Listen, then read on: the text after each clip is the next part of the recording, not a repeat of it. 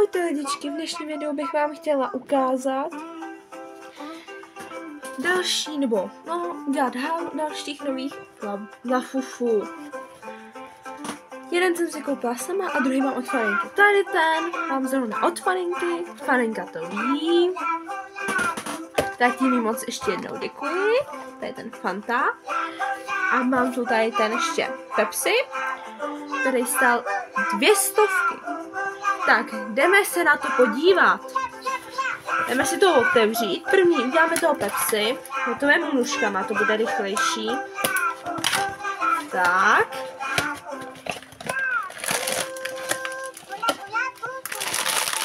Takhle to vypadá ten pytlíček.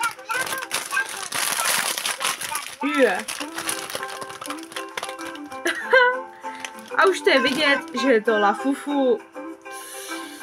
To je tak odporný Lafufu. To je hodně odporný. Nic horšího jsem asi neviděla. Takhle to vypadá. Samozřejmě je to úplně jiný materiál. Toto určitě není Vinyl Face. Lafufu. A teďka od Farinky. Si taky moc děkuji. A tady to už vypadá mnohem líp. Teď to vypadá kvalitnějc. Aha. Tak a to rozhrnu jinak. Ano, moc to nejde. A teď to vypadá taky moc hezky.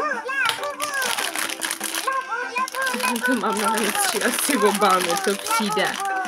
Tak, a to otevřu. A tak tady ten je hodně hezký. A takhle vypadá ten od té Farinky.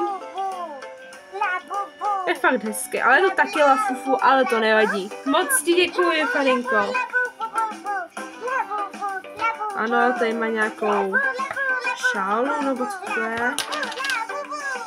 Která je evidentně přilepená k sobě.